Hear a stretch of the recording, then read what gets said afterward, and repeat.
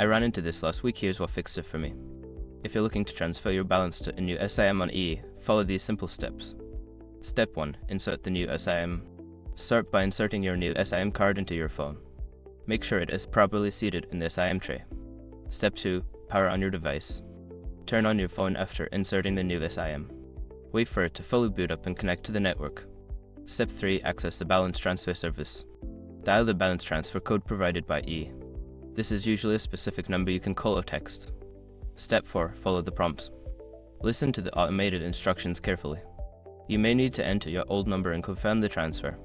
Step 5. Confirm transfer completion. Once the transfer is initiated, you should receive a confirmation message. Check your balance on the new SIM to ensure it reflects the transfer. If you don't receive a confirmation, double-check the number you entered during the process. Sometimes, a small typo can cause delays.